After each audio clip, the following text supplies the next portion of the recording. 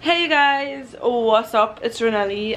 Yesterday, the 12th of March, we had our first confirmed case of the coronavirus here in Trinidad and Tobago. As of now, there's one case that is reported. And on the 11th is when I started to feel nervous. Not very. I didn't start to feel like my anxiety disorder kind of nervous. I started to feel like just like an average person sort of nervousness, which is like, you know, your mind racing, you're googling things, you're looking at things, you don't know, you know, like these kind of things. Like it was just like, I don't know why, and it kept me up for a little while, and eventually I fell asleep, and then the next day I was more or less normal. Like it was just a matter of days before it came. Our borders are still open. People are still flying to and from Trinidad from various countries where the coronavirus is very prominent. So if it's prominent in those countries and these people are coming here, then our borders are still open and things are still happening, and you're seeing that people are flying to and from and they're hearing about the coronavirus. I felt like, okay, it is just a matter of time before it happens, and at this point it makes no sense to be nervous, but just try to prepare for it.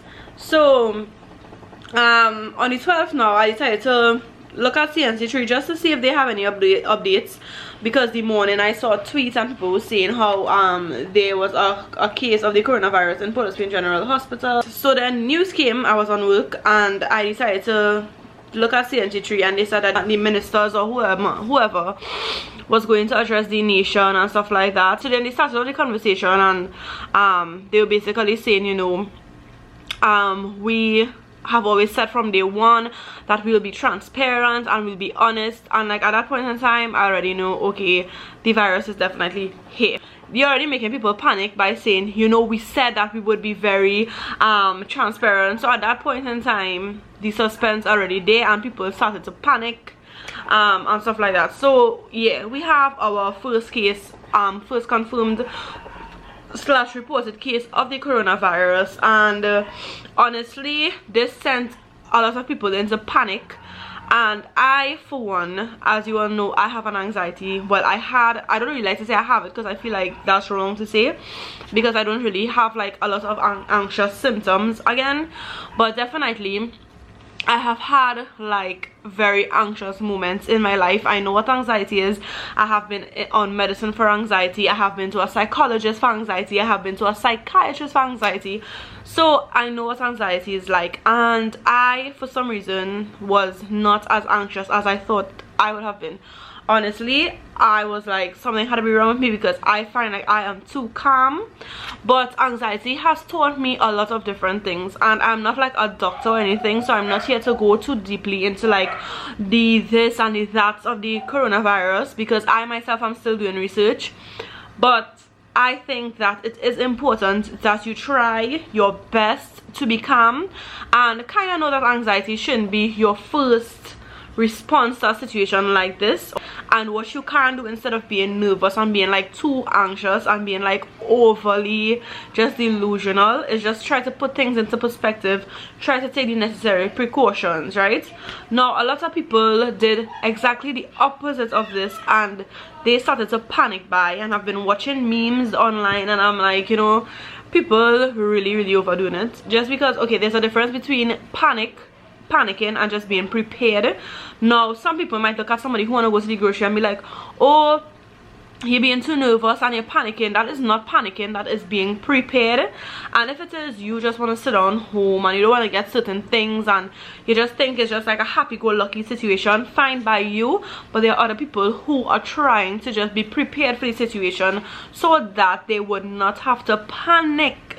You understand? That a lot of these posts that go around, a lot of the times they are rumors, and you want to wait until like a more valid source or a more reliable source confirms certain things. Now a lot of people were saying, oh, they showed that this case was here a long time, and it's only now that it takes a little while for the coronavirus to show up apparently, and even though you are tested for it, you could be negative, but after a certain amount of days then it shows up. So there's also the flu that has very similar symptoms to the coronavirus.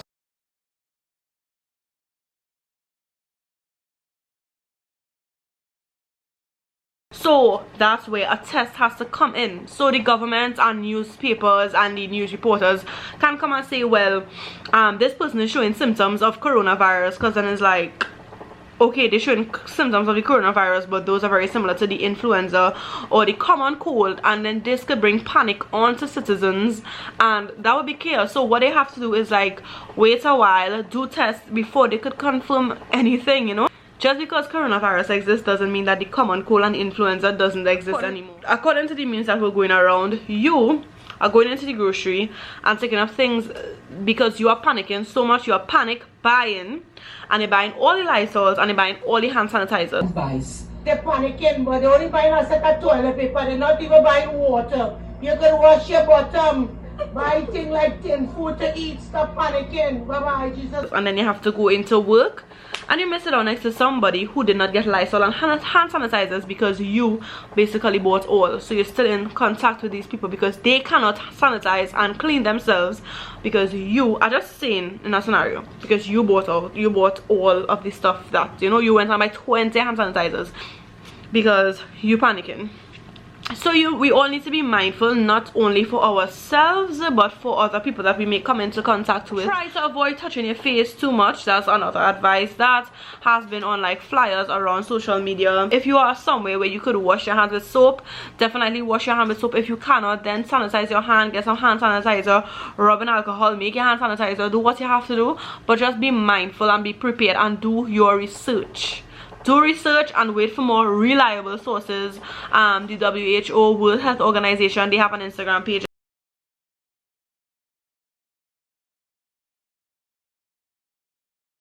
And I've been kind of going on there just because they may not be talking about Trinidad and Tobago really, but they are talking about other parts of the world, and I also want to educate myself on what is going on around us and not just in Trinidad and Tobago.